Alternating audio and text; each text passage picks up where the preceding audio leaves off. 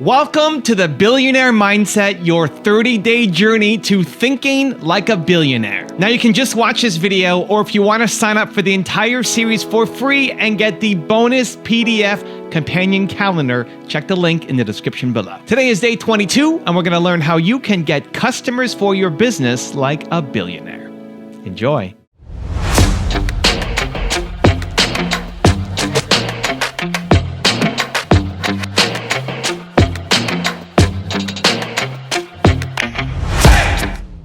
Henry Ford, as you may know, failed twice before he started the Ford Motor Company in 1903. I mean, the test isn't whether you get the greatest business idea in the world the first time out.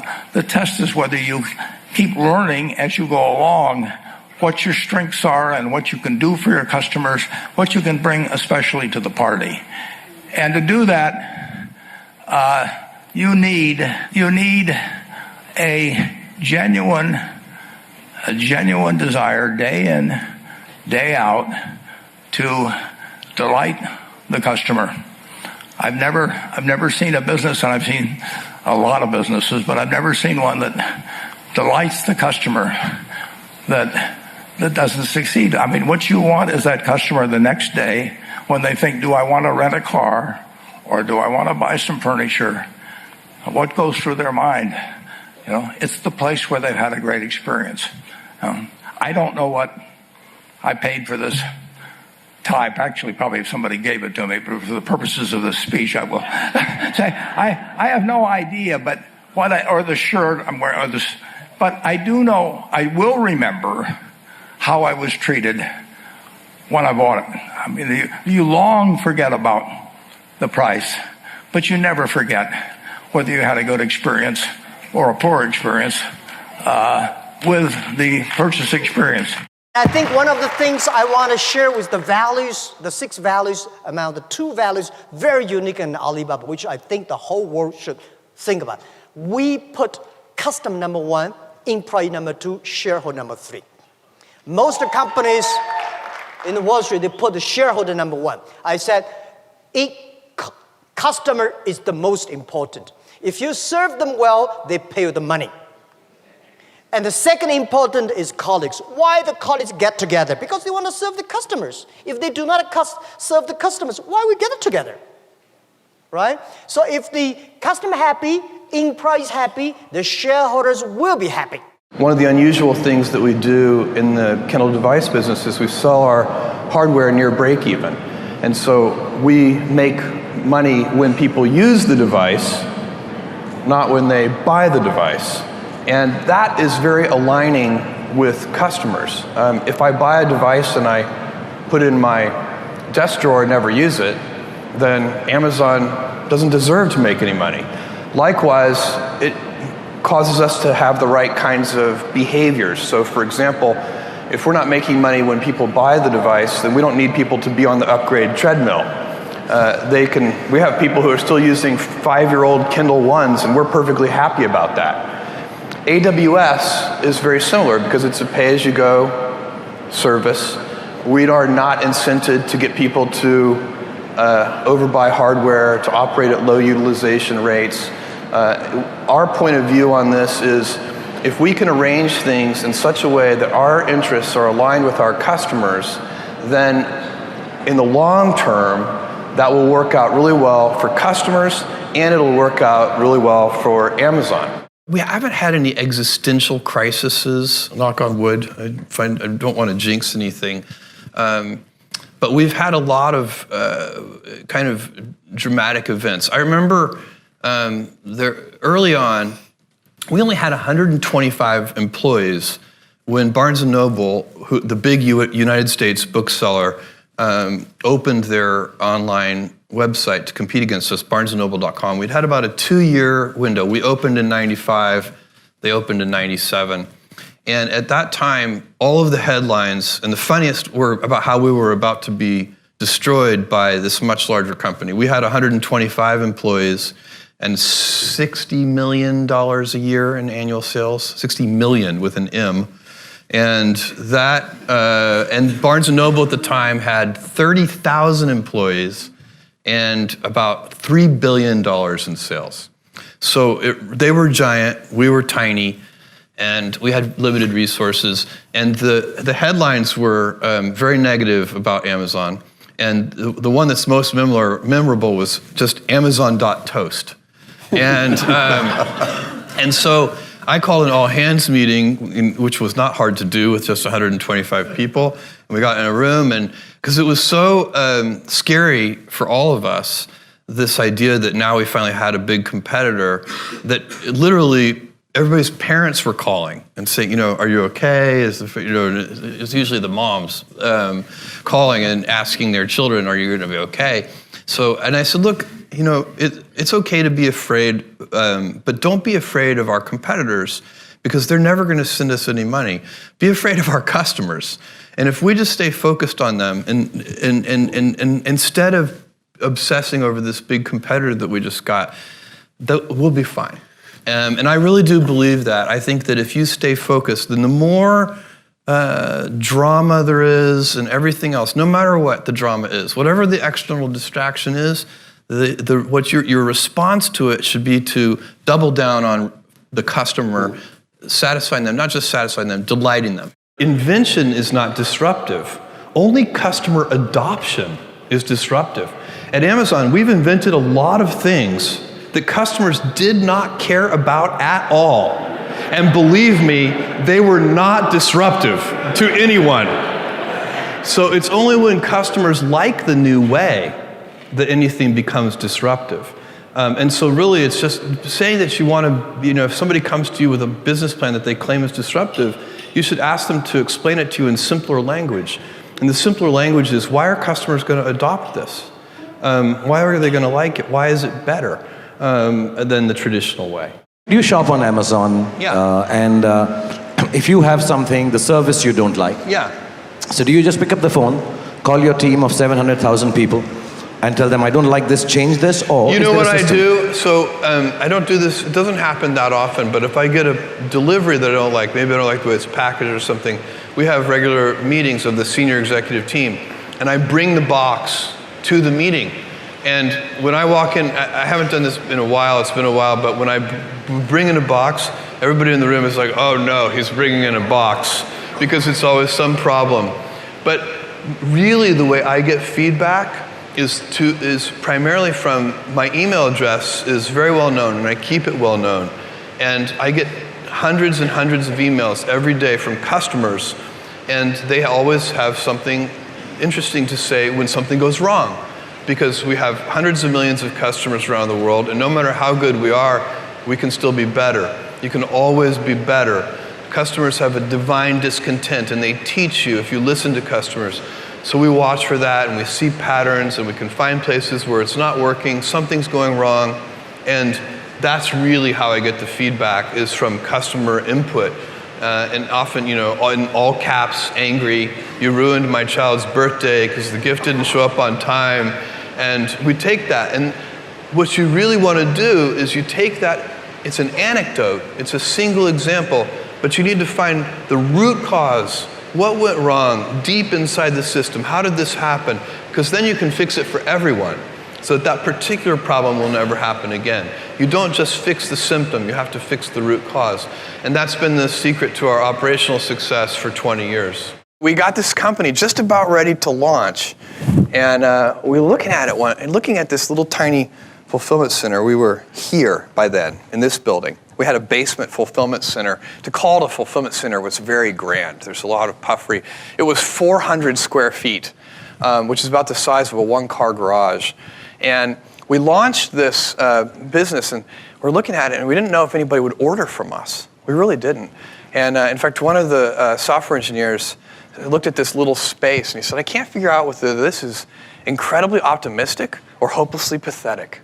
And indeed, we didn't know. We had no idea whether anybody would want to buy things in this way. The business plan called for generating sales very slowly as customers changed their attitudes. The original business plan, which I thought was very optimistic at the time, called for Amazon.com to generate $70 million in sales in the year 2001. We actually generated in excess of $3 billion in sales in the year 2001.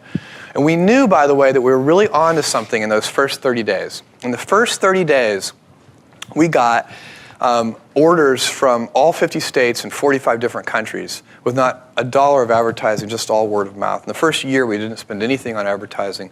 All of it was word of mouth. And that really forged the company that we were going to focus on customer experience because we saw the power of word of mouth so very, very clearly in those early days. There's something great about word of mouth online, by the way, and feedback from customers, which is that email turns off the politeness gene in the human being. It's wonderful. So people actually tell you what they really think, usually in all caps.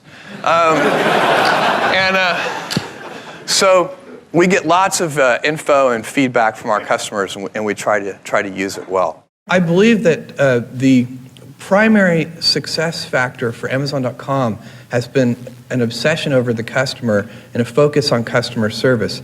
This is clearly important in any business, but especially important online. And the reason for this is that word of mouth is incredibly powerful online. If you make a customer unhappy on the internet, they won't tell 5 friends. They will tell 5,000 friends on Usenet news groups and listservs and so on. Likewise, of course, if you can make a customer happy by meeting or exceeding their expectations, they can also tell 5,000 people and therefore, be evangelists for you. They can use the internet as a megaphone. So it's very important to do the things that you actually are going to claim to do. And what this means basically is the balance of power has shifted away from the merchant and toward the consumer, which is a great thing, I think, for everybody involved.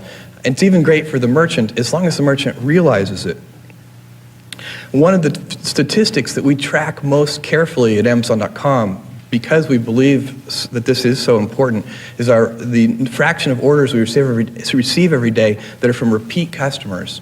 And that number has consistently gone up, and it's now over 58% of our orders that we receive every day, even in the context of a very rapid new customer growth. The 95-5 rule, there are no spare, 95% of everything we do is right every day in business. But look for the 5% you do wrong, and that's what makes you better than everybody else. There are no spare customers, okay? It's a competitive world in every one of our businesses. Take no out of your damn vocabulary. You're on a business trip, and it's 11:02. You hang up the phone and on a call, and you call down to order some breakfast, and they say, "I'm sorry, sir, we don't serve breakfast anymore." I say, "That's okay, no problem. I don't need a waffle or an Eggs Benedict. Just throw a couple of eggs in a skillet and send them up scrambled, however it's easy for you to do. I'm sorry, sir, we don't serve breakfast." Why are you telling me no? I didn't ask you for anything special. You're going to throw a burger in the pan, just throw me a couple of eggs and take care of me. You're in the hospitality business, okay? And you're telling me no. And everybody's in the hospitality business no matter what they do. You take care of your customer, okay? You take care of your customer. It's no different than we walk in and your people meet us polite. You put a welcome up on the screen. You come in here, everybody can I get you some water? Tell me, can I do this for you? You're in the service business. Everybody why do you want to be an ass and say no to somebody when it's just as easy to say yes or you just give an alternative? Because the company's being run by somebody who's not. I get a lot of questions from other people who run companies about organizations. I think that the important thing that you do is about measurability and repeatability, then hierarchical organizations are appropriate, but that's not what is happening in our industry. The rate of innovation is not remaining constant. It's not like we're plateauing. In just about every dimension, innovation's increasing, and the most effective organizations are those that can self-organize and that are extremely flat. And that the question when you're trying to think about how your company is organized or how you want it to grow is how you can help people deliver, smart and creative people create the most value and deliver it as efficiently as possible to your customers. One of the most important lessons we've learned is that you have to be in partnership with your customers. Whether it's the fact that we have 200,000 servers around the world running our games, whether it's the mods and content that you're creating, that partnership, that collaboration that starts when you're designing a game and thinking about how the main character of your story doesn't have a copy of your script, and yet somehow you're supposed to be creating this narrative experience and this interactive entertainment with them, all the way through every line of business function, which is most support questions end up getting answered by people on your forums. It's that partnership that's important. This is sort of like the Steve Jobs question. Do you think you should focus on making something that you believe people want or something that you want? I definitely think I would focus it should be on something that people want. But I think the nuance on this is you shouldn't. There's always a question whether you're making the judgment or you're taking some survey of people to make the judgment. And so I'm very much in the Steve Jobs camp of you want to have like this ESP link to the population at large and understand what they want better than they understand themselves. And I take the view that people don't generally know what they want. And so if you ask them surveys, if you do market studies, you will not actually get the right answer. And so there is something about sort of this inspired, figuring out a very inspired intuition about what the world as a whole wants. You have to execute. Everybody's got ideas. That's the easy part. But customer, sale, customer happy, yes or no? Sale, customer happy, yes or no, right? Sale, because everything just feeds that, right? Everything else is noise. And part of that though, so there is a part B to that, right? Because one tenet of good business is always listen to your customers, right? You always want to listen, but you don't always want to do what they tell you, right? Because the customer's job is to make their company successful, right? And when they tell you what they need and when they tell you what they want, they're typically thinking about the right here and now. They're not thinking about your potential competitors. They're not thinking about the future of your organization. So you have to also innovate. You have to differentiate. So you have to be out here innovating, differentiating, understanding, how you fit within your industry and how you can get ahead. But then you have to turn that into sales, customer happiness. And so if you can execute on those things, things typically work out well. It's not, well, my office is pretty. My office always looks like crap, right? I mean, our offices now, we have these Vera desks everywhere. I'm not, you don't have to look the part. I mean, I certainly never have, right? You don't have to sound the part. You just have to find a way to put your customers in a position to succeed and good things happen. One time, as you know, I went to Indiana, and in Dallas in the mid-90s, when we had a good basketball team, we literally would, when we wanted to listen to our big games like Indiana, Purdue, go Hoosiers, we would call somebody in Bloomington who would put a radio next to a speakerphone and dial us, and we'd sit on the other side listening over a speakerphone, drinking our beer and whooping it up or doing whatever. And the internet was just starting to happen, and now I'm a tech geek and I'm like into all of it. And we're like, there's got to be a better way to do this. And so one of my buddies from Indiana, Todd Wagner, was like, look, we've been thinking about this. And I'm like, no, I'll figure it out. I'm a networking guy now. And so we looked for ways to stream Indiana basketball. We called it netcasting back then, over the brand new internet. And so I went out and bought a Packard Bell 90 megahertz computer and an ISDN line and downloaded all this software. And I said, you know what, I'm going to figure it out. And lo and behold, by, early 1995, we had figured out a way to, we took these 8-hour VCRs and connected it to a local radio station, record them, we'd bring them back, go through this process called encoding, and put it up on this website we called AudioNet. And then I'd go to any online forum, AOL, Prodigy, CompuServe, UUNet, whatever it was, or Usenet, and if you're interested in Dallas sports at all, because we hadn't gotten to Indiana yet, if you're interested in Dallas sports, go to this website, AudioNet. And back then, you had a dial-up modem, you had to download this software called TCP/IP, and you had to have software from your internet provider, which meant that so few people knew how to use it, we had no idea if it would work or not. But all of a sudden, AudioNet went from 10 people a day to 100 people to 1,000 people a day. And as we added radio stations, they're getting calls from all over the world from people who are listening to their shows on demand, not even live. And then we worked with a company that put together live software, a company called Zing, and we made it live, and then everything changed. And that's really when streaming was born. And we just grew that. And then in 1998, we got into video, changed the name to broadcast.com, went public, and it was the biggest IPO in the history of the stock market at the time. And then we sold it to Yahoo. People often ask me what it takes to start a business.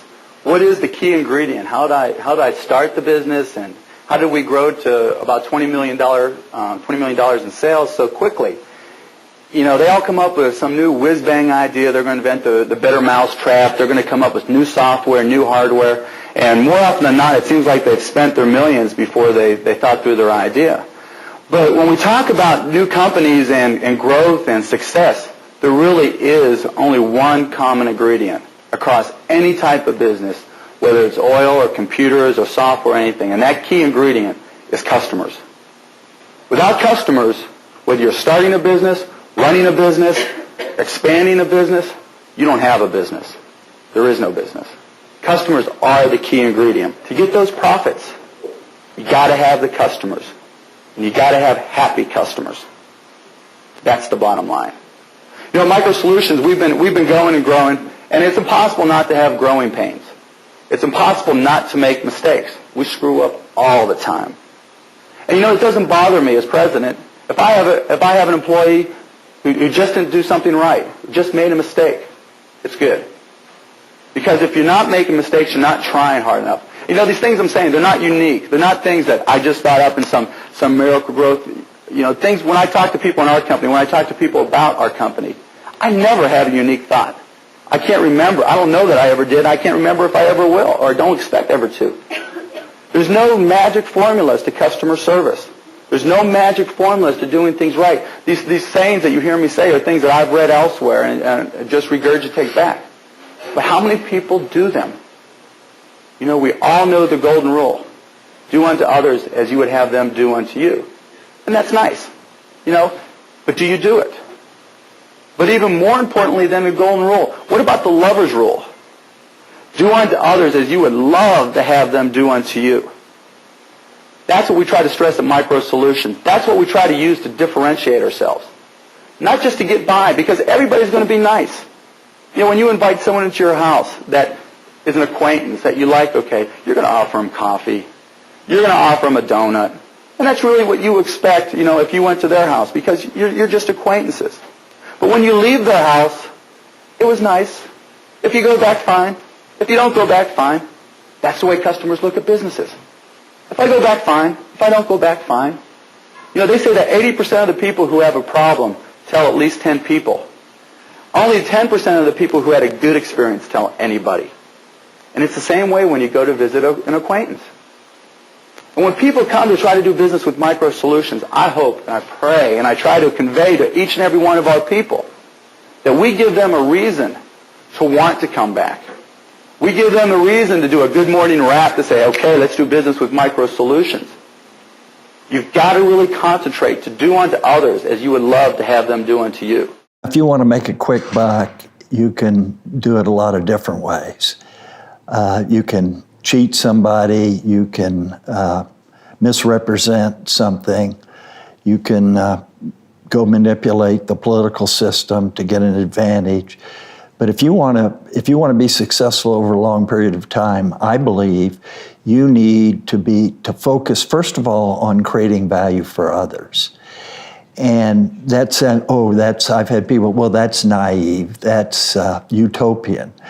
No, it isn't, because why will the customers want to pay you anything over a long period unless you're creating value for them?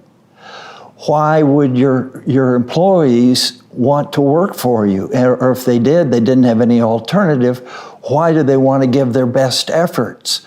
Why do they want to get excited? Why would they wake up at night with ideas? If you're in a community, a plant in a community, unless you're creating value for that community, why would the community want you there if you're polluting and hurting people and not contributing anything to the community? So long-term success starts with being dedicated to creating value for others. It's not altruism. It's my whole philosophy is to have a system of mutual benefit where both parties gain, a society based on win-win. How would you characterize your company's success today? Well, we take risks, we're innovative, we listen to the customer, we are obsessed with what do you want, what is working, what isn't working. I love to ask people questions. You know, I am my own consumer, so I categorize us, this is how I feel about the fashion industry. I feel like the old adage, beauty is pain. Yeah. I call that BS before Spanx. Because it doesn't have to be pain. And I realized by breaking into the industry that the reason why was because the people making almost everything we were wearing weren't having to spend all day in it. So there wasn't that extra bit of love or that extra bit of attention. I built the first version of Facebook because it's something that my friends and I wanted to use at Harvard, a directory and a way to connect with the other people around us. And I didn't think at all that it was going to be a company. I remember very specifically the night that we launched the first version. I went out to get pizza with a couple of my friends who now work here, and I remember really clearly we were talking about how one day we thought that someone was going to build a community like this for the world, and that would be some company. But it clearly wasn't going to be us. I mean, it wasn't even. It didn't even occur. Yeah, no, I mean, it wasn't even an option that we considered that it might be us. I mean, we just weren't focused on building a company back then. We were just building something that we thought would be useful at our school. With Facebook, there was just such, people loved it, right? And had such an intensity of using it. I think within a couple of weeks, 2/3 of students at Harvard were using it. And all these other students at MIT and other local universities were writing in asking us if we could open up Facebook at their school. So we kind of just followed that, right? And again, I didn't set out, and my roommates didn't set out to build a service that we were going to turn into a company, but we just kind of followed what people wanted, and that led us to expand it to all these other schools and eventually beyond schools, and to at some point. Once we'd hired a bunch of people, we decided to turn it into a company and go for this mission of connecting the world. But that's not where we started. I always think that you should start with the problem that you're trying to solve in the world, and not start with deciding that you want to build a company. Right? I mean, the best companies that get built are things that are trying to drive some kind of social change, even if it's just local in one place.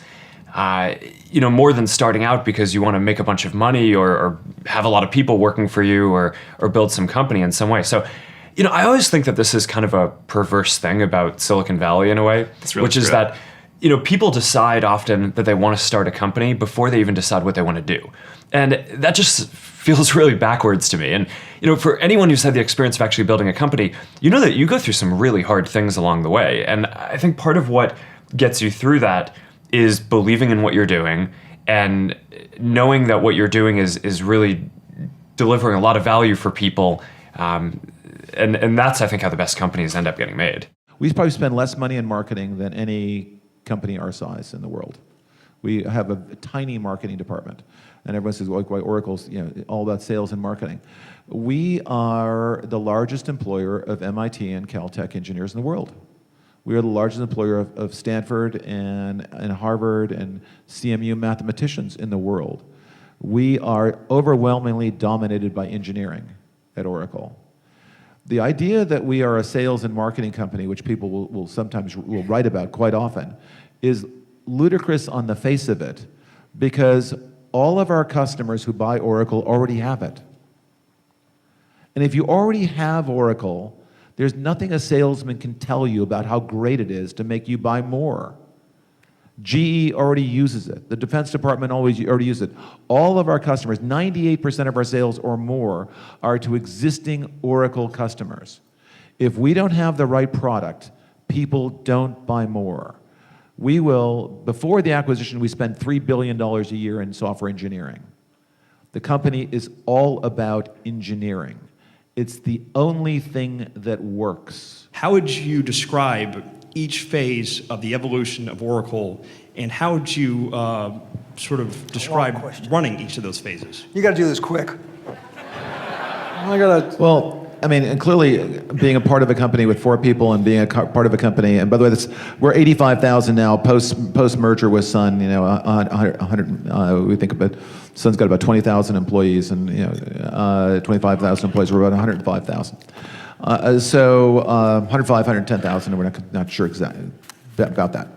I mean, clearly my job has constantly changed. What has not changed is I ran engineering at Oracle on the first day. I run engineering today. The one part of the company I have always paid attention to, and is always reported directly to me, is engineering. Not sales, not marketing, not support, not consulting, not services. At various points in time, lots of other people have run those operations, the back office, accountings, order management, all of these things. The only thing that I've done consistently during those 32 years is run engineering, because I believe basically that once you'll win, as we say at Oracle. It's amazing. Our good products seem to do very well, and our bad products not so well. So the thing I focused on, and I think where you get the most leverage, is developing the right products, recruiting the right engineers, and having the right organization. When I wrote the 10X rule, I was trying to solve a problem. The problem that I've had in my life, okay, was not my marriage. It's not, okay, I'm not a bad parent. I wasn't helping enough people. See, I've always loved helping people. Always. I am most happy when I'm helping someone else. Nothing to do with money.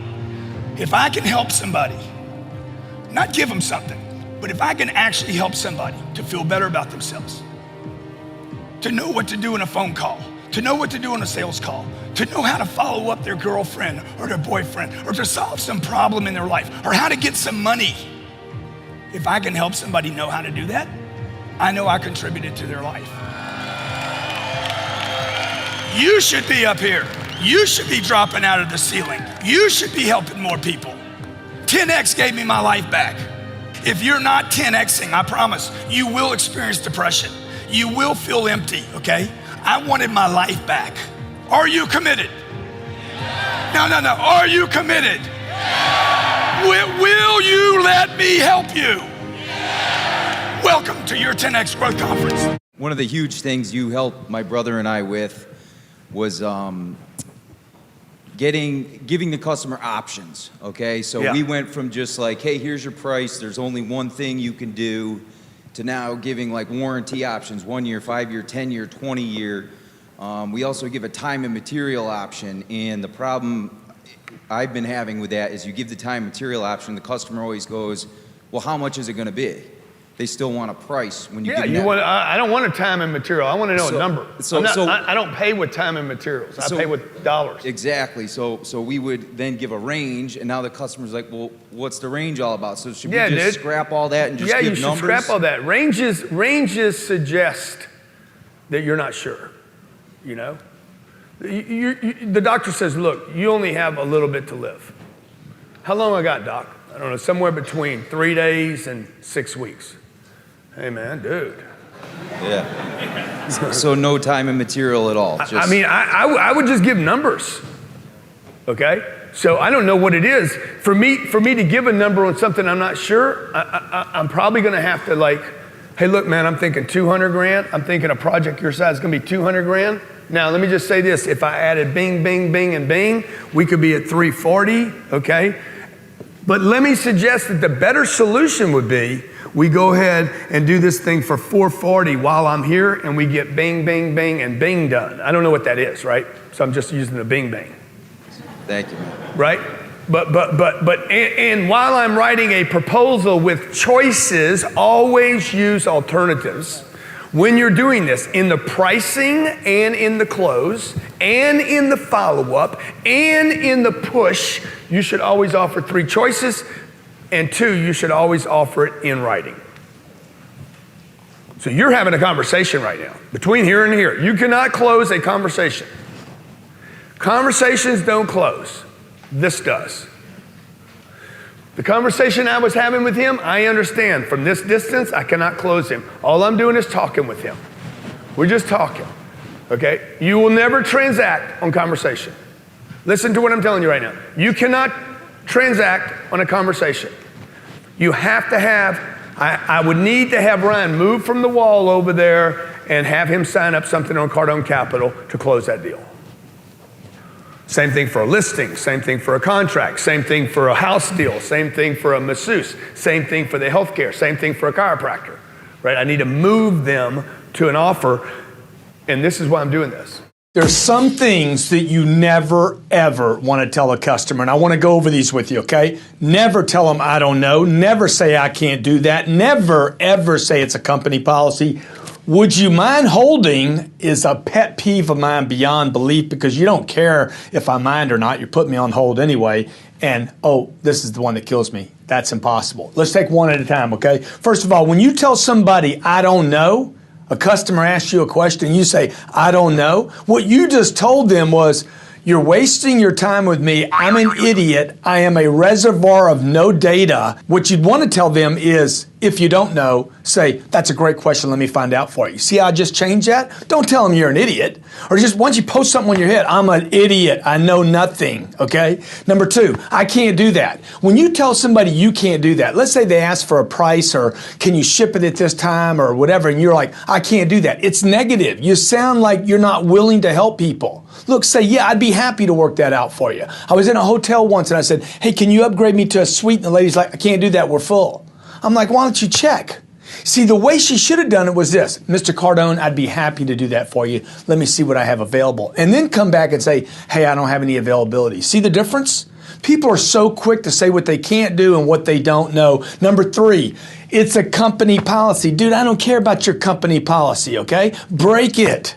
I was at the Four Seasons Hotel this morning, and I went to sit in this little place, and they said, hey, it's a company policy or the Four Seasons policy. The kids can't sit here. I'm like, dude, I don't care about that company policy. Make an exclusion to it. I don't care what the Four Seasons decided a week ago, a month ago, 6 months ago. Somebody fell out of the chair or whatever. Dude, I want to sit here. This is what we're going to do. I don't care about your company policies. There's got to be a better way to say that. What you want to say is what? Sir, you know what? This is a really unsafe place. I just want to make you aware of it. We had this thing happen here. I got a much better location for you over here. See the difference in the delivery? This is a Grant rant, man. I'm just keeping it real with you. The way you're responding to people is costing you time, it's costing you money, it's costing you customers. Hey, would you mind holding? You're a receptionist. Would you mind holding? You're damn right I'd mind. Don't put me on hold, damn it, and I'm already on hold. Don't do that. Just say this. Hold, please. Don't ask a question. Give them a command. Tell them what you need to do. Hold 1 second. I'll be right back with you. I need 1 second. And the last one is, that's impossible. Look, we're not going to the moon. I'm not asking you to go to another universe. I'm not asking you to go to another planet and bring back minerals. I asked you to get me some paperwork or make me a copy or get me a brochure, and you're going to answer like that's impossible? Come on, man. Get your game on. Now, I've got some special bonus clips that I think you're going to enjoy. But before that, it's time for the Billionaire Mindset question of the day. I want to know, what was your single biggest takeaway from this video and your plan of action for the next week? Also, if you've already got your Billionaire Mindset Companion PDF calendar, get ready for another amazing video tomorrow. Or if you don't have it yet, you can get it for free in the first line of the description below. And if you're enjoying this Billionaire Mindset series, give me a hashtag Billionaire Mindset in the comments below so I can celebrate you. I think you need to be your customer's chief goal officer. I think if you want to win in business, you have to understand your customers. You become their chief goal officer. If you want to accomplish your goals, the best way to get there is help your customers accomplish their goals. If you're helping them, you're solving problems, guess what? You're going to make money. They're going to pay you to do it. Now you have to combine what they want, right? You're the chief goal officer. This is what they want, and combine it with what you love doing. Can you help them solve that problem? Are you the person to solve it, or do you want to refer somebody else off to them to solve that problem? When you can mix those things together, the thing you absolutely love doing with what the customer so desperately wants, that's when you start to win. So look at this YouTube channel as an example. The content is a mix of what you guys like and what I like. It has to be that mix. From the beginning, the content that I was putting up became requests from people who were emailing me, who then started leaving comments and say, hey, can you do it on this? Or I have this kind of question. Hey, can you do this kind of video? And if I like it, I have something to say, great. A lot of the stuff I may not have anything to say, so I don't do it. But whenever there's that mix, we make the video. Even Simon, how did I learn about Simon? From you guys. From people who are leaving comments and say, hey, Evan, you should do a video on Simon Sinek. When you first left those comments, I had no idea who he was. I was pretty ignorant. I didn't know a lot of people. I still don't know a lot of people. I had no idea who he was. We did a little bit of research on him, said, wow, this is pretty cool. I like this guy. Yeah, we could totally do a top 10 on him, right? You wanted it. I liked it. The match is there. Let's make the video. And now that video, I didn't expect it to do so well. It's one of my top 5 videos. It's got, I think, 5 million views or something. When I recorded it, I was sick. You know, I was sick. I had my baseball hat on backwards. I'm sitting down in a chair. I think there's a little graphic on the screen that says Evan is sick this week. And regardless, videos goes up. I never thought it would be a top 5 video on my channel.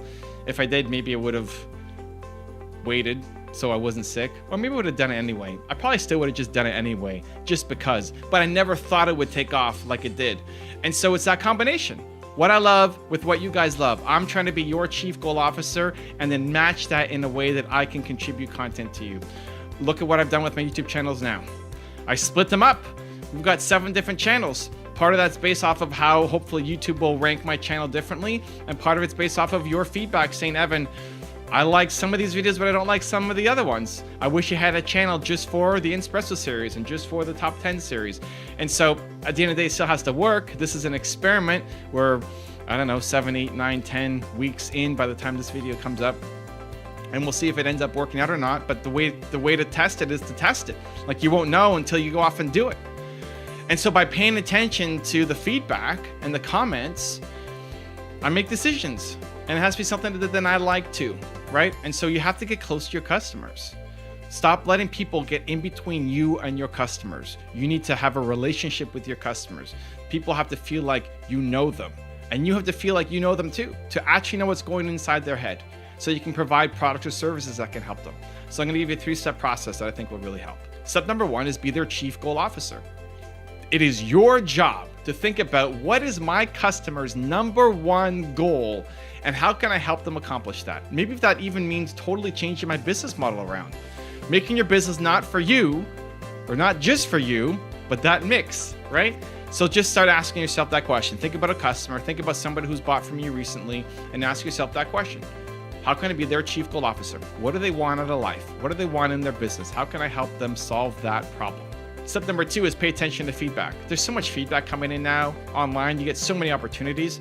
For me, I want every comment on YouTube responded to. And I have 2 full-time people now who are responding to my comments across my social media platforms. And they save the content that I need to see. They save the comments that are directed directly at me, that I need to see, that I need to respond to. And most of them, they respond to themselves. So for example, hey, Evan, you should do a top 10 on XYZ. Perfect. I don't need to see that yet. It goes to my team. They look at the research. They find out if there's enough content on that person. And if there is, they'll bring it to me and we'll make a decision and move forward from there. Most people, when they start building up a YouTube channel, they got there by responding to everybody's comments. But then at some point it becomes unsustainable. If I was sitting in the comments responding to every comment, I would run out of time. Like there just isn't enough time. Even if that was my full-time job, there's not enough time. I have 2 full-time people who are doing comments across my platform, which means I'm creating 0 content if I'm just now responding to comments. And so most YouTubers at some point just give up on it. They just give up. They say, okay, you know what? I'm going to respond to comments in the first 30 minutes of my video going up, or I'm going to spend half an hour a day responding to comments, and that's it. Or I'm only going to respond to the comments with people who have 100,000 subscribers or more, the important people, right? That's all I'm going to respond to. People set their own rules. I think it's all flawed. You scale your business to pay attention to feedback. Any company, as you're growing, sooner or later the phones are going to be ringing off the hook, right? It doesn't mean that you have to answer them, but somebody does. You hire somebody, you build your team. You need to pay attention to the feedback, whether that's comments on social media, whether that's reviews online, whether that's emails coming into your accounts. You have to pay attention to the feedback. If you're going to be somebody's chief goal officer, you got to see now, are you doing the work? Are you helping them? Are you getting results, right? Is your project working? Even this kind of video, we're tackling a more hardcore business topic than the usual mindset motivation stuff. Maybe you guys love it. Maybe you hate it. Maybe you're like, hey, Evan, never do this kind of video again. I want mindset every morning, not this hardcore business stuff. Dump it. I don't know. We'll see what you guys say. I'll see what's happening in the comments and we'll make a decision whether we do more of the more business tactical stuff. I like it. It's fun for me, but it has to be something you guys want and need as well. So step number 1 is be their chief goal officer. Step number 2 is pay attention to feedback. And step number 3 is go say hi. Just go say hi. Don't sit up in some ivory tower and lose the connection to your customers. You have to go say hi. I love meeting entrepreneurs. I just came back from this 90-day, 23-city tour, and almost every day I'm meeting different entrepreneurs. Like, I like being in the trenches. I'm still now going off and making content and writing books and doing all this other stuff, but you can't actually help people unless you're with them. And you might have been with them a year ago or 5 years ago or whenever you started your company, you were one of them, but then you've evolved and become some other animal. You need to go back and be that person again. You need to be in there with them. Go say hi, shake their hands. The feedback that you get is more big data. If 5 of you guys say, I love this video, and 500 say this video sucks, great, we won't do this kind of content likely again. That's more bigger data. The saying hi, the shaking people's hands is qualitative.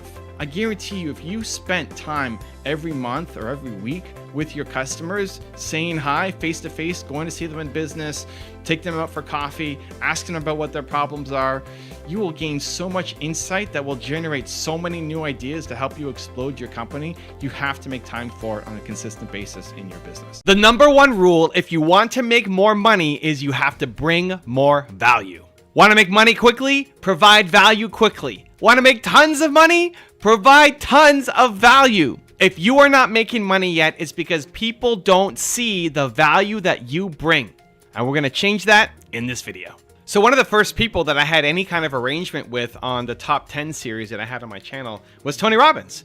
I made a video on Tony Robbins, I don't know how many years ago now, the first top 10 that I did on him, and his team put it on his YouTube channel. So it may still be there. If you go to his YouTube channel and then look at the playlist, you'll see that one of those videos is the video that I made on him so many years back.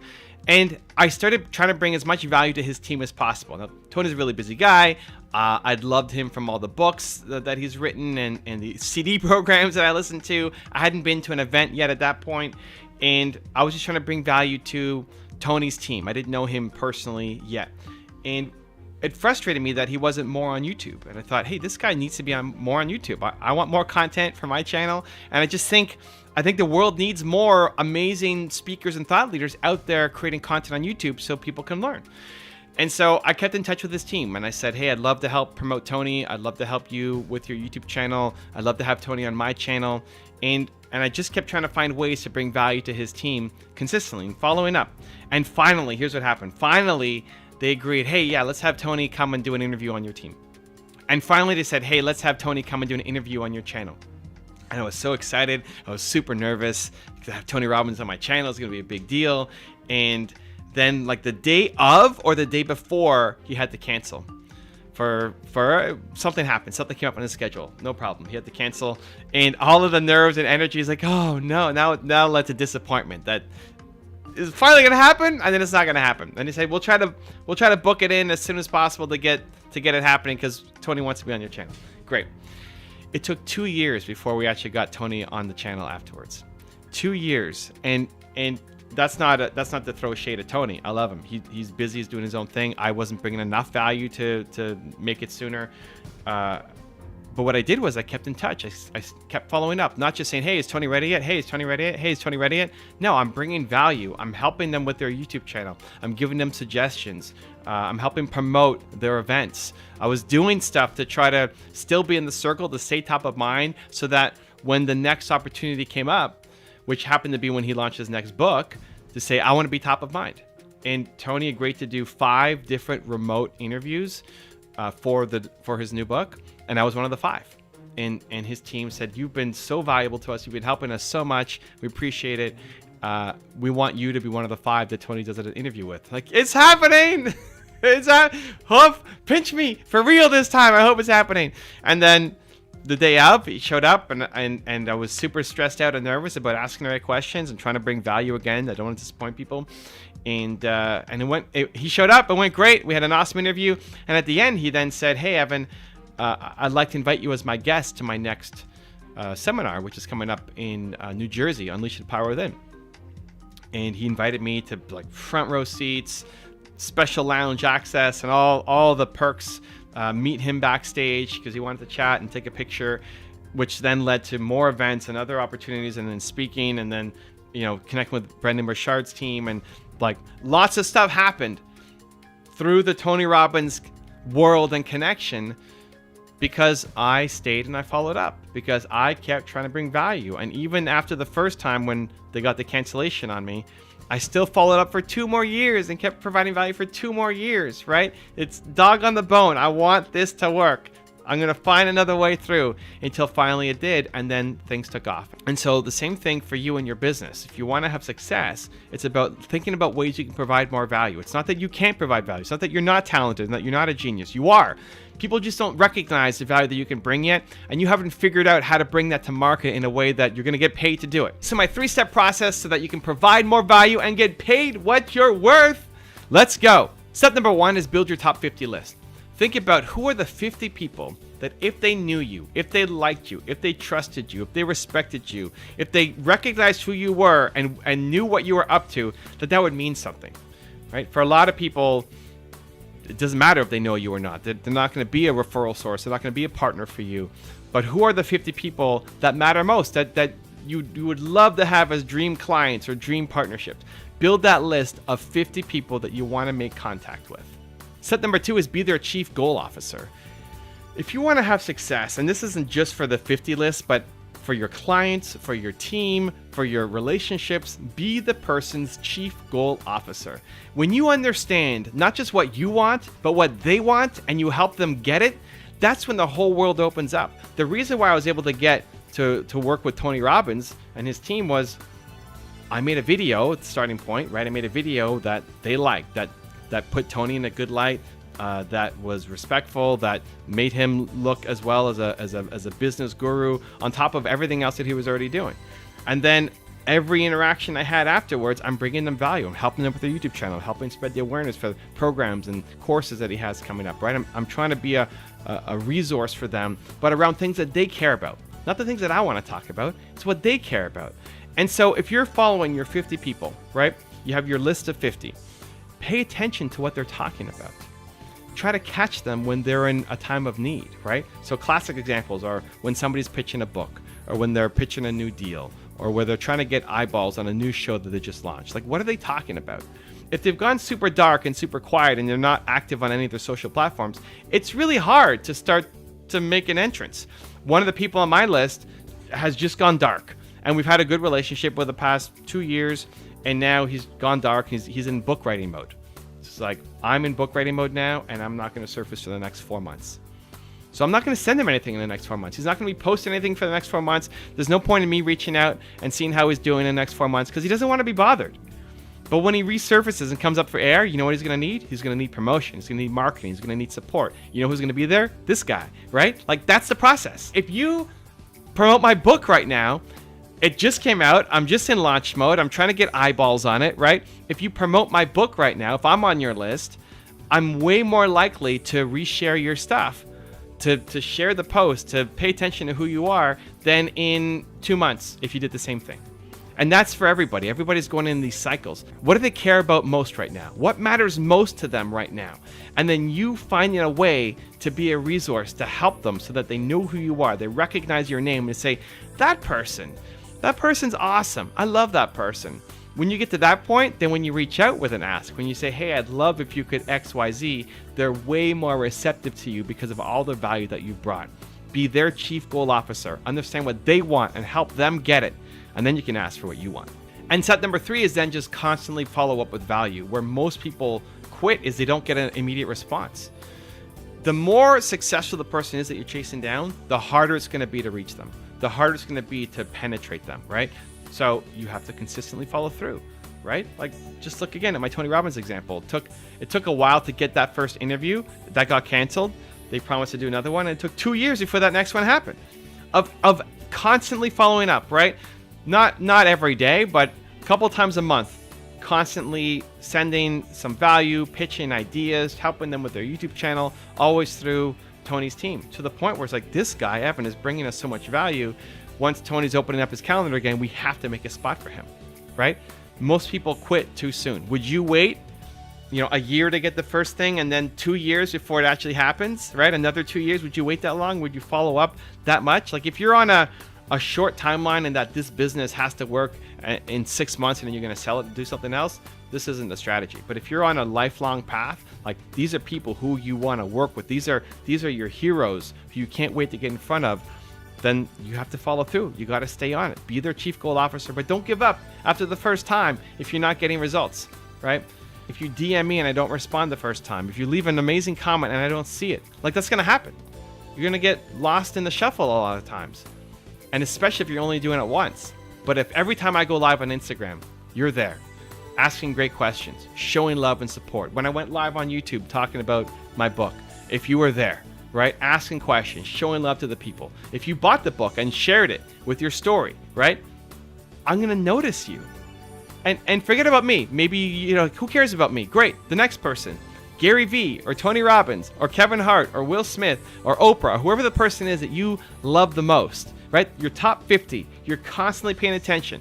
And at any given point in time, not all 50 of them are going to need something.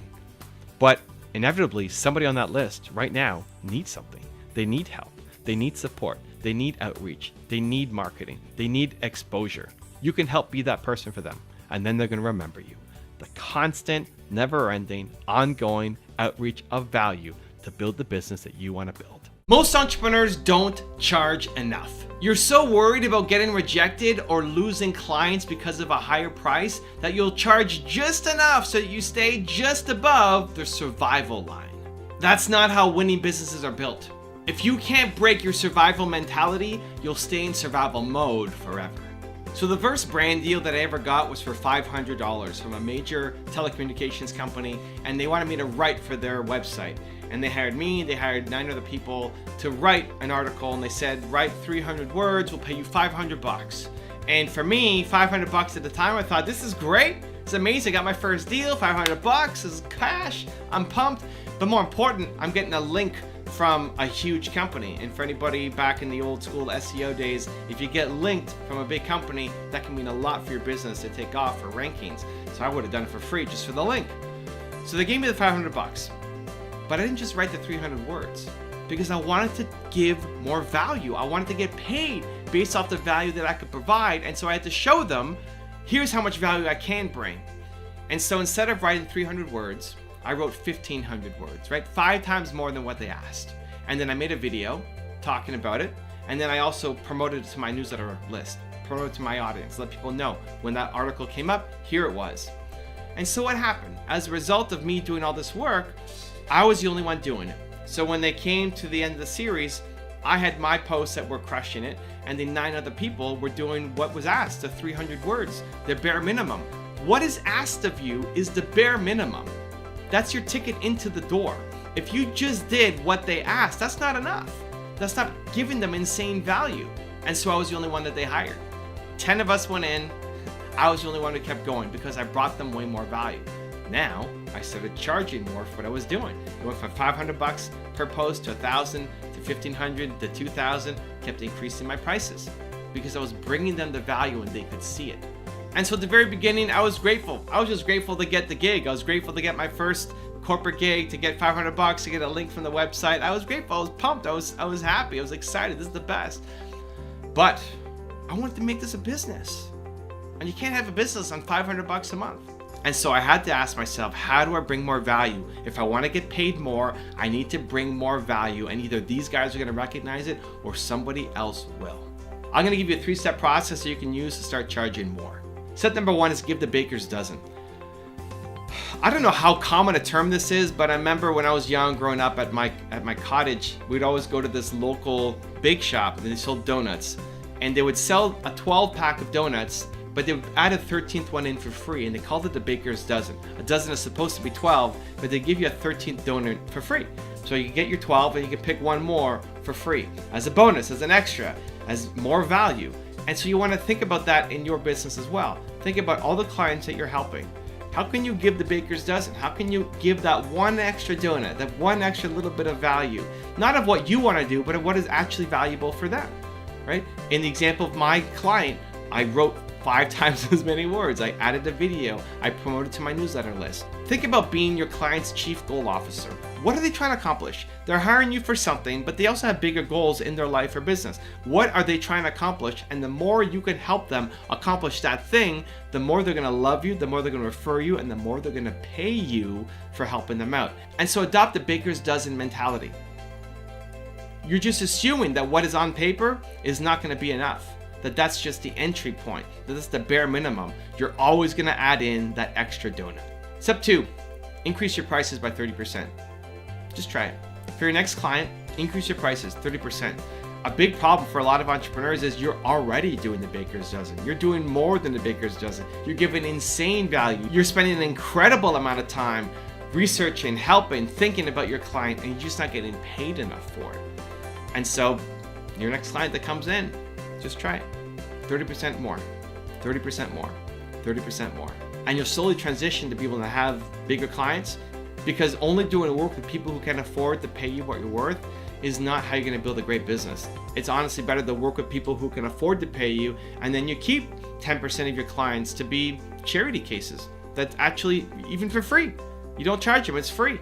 It's your community service. It's your work to give back to the community around you. Amazing. But you can't build your business off of that. Most of your business has to be off of people who are paying you what you're worth. And so the next client that comes in, you summon your courage. You look at your typical price that you would charge. Now it's 30% more. And step 3 is start small. I love starting small. I hate having to go into a business and do this giant pitch because it's a 6-figure deal. I hate that. It takes too long. It has to go through too many hands. It has to have too many meetings. It's a committee to make a decision. It just takes too long. The best place to start is small. Just find the smallest deal to get started off. One tiny little thing that you can do for them, and then be the best supplier that they've ever worked with. Be the best supplier that they have ever worked with, and guess what's going to happen? They're going to fight for ways to bring you back in. When I did that deal with the telecommunications company, they loved me so much that they fought for ways to have me come back in. They wanted me to speak at events. They wanted me to interview people for their channel. They were looking for ways, like, can we give this to Evan? Can we have Evan do this? It started off as one throwaway thing. One 300-word article became a 3-year relationship. Something like that is crazy. I want that for you. I don't want you to have to go through crazy big proposals that take 6 months to get a decision. Find one tiny little thing that you can get started off, and then show the value that you bring. And then they're gonna fight over themselves to have you do more work. They'll say, can you do this? Can you do that? We're having a problem here. Can you help out here too? And if it's in your wheelhouse and you say, yes, I'm happy to help. And suddenly you get more and more and more of the entire business without ever having to pitch, without ever having to present, because you're bringing so much value. I think most people are confused about money. Most people don't have a healthy relationship with money. There are the people who think that money is everything, that money is the only important thing in the world and you need to chase it down, and it's your duty and responsibility and obligation. It's like, it's number one. The person walking into my house or my place of business, that's my next suit, that's my next payment, that's my next whatever. It's only focused on money. And there's other people who think money is the root of all evil, and that money is a bad thing. Money is a tool. Money helps you get a lot of things done. Money helps you go places. Money helps you accomplish your mission. Money needs to be in your top 5. It's just not number 1. Money needs to be in your top 5. If money does not become important at some point to you, if it's not in your top 5 priorities, you'll never make money, and you'll always be by yourself, struggling, trying to figure out how to make something work. But it's not number 1 either. If you put money above all else, you'll end up doing a lot of work that you hate, and you never get good at it just because you're chasing opportunities. This is a big reason why so many entrepreneurs fail. You're just chasing the hottest thing for this year that you don't have a passion or interest in, and then you lose because the people who love that destroy you. When I first started doing this, helping entrepreneurs, I never thought I was going to make money. My first speaking gig, my first option to help people, was in Canada, in my hometown of Toronto, was at a YMCA. It was a free event. They had an entrepreneurship program, and they asked me to come and speak to their members. It was free. I wasn't getting paid to do it, just wanted to help out. I just sold my business, I wanted to give back. I was saying yes to everything. I actually didn't even know what I wanted to do next. And so I show up, and it's this big room full of chairs, and only 3 people show up to that first event. Only 3 people. And as soon as I walked in the room and I saw 3 people, my heart sank. I felt like I'm never gonna be able to make anything from this. If only 3 people show up to a free event, how am I ever gonna make money from it? I didn't know. But I gave my best to those 3 people. I know that I helped those 3 people and had an impact on their lives. We then went for coffee afterwards and continued the conversation. I know that I helped them, and it filled my soul, and I had to find a way to keep doing it. I knew I had to find a way to keep doing it, even if I never made money. And so I did. I kept doing speaking gigs. I did my website. I did my YouTube channel. And slowly, it started to come in. As I figured out, the second key important piece which is figuring out how to bring value to other people. When you find something that you love doing and you combine it with how it brings value to other people, that's when you start making money. If it's something that you just love doing, but nobody else likes it, there's zero value to anybody else, you have a hobby. You have a hobby. If you're only chasing stuff that people like and need, but you don't like doing it, you're never gonna get great at it.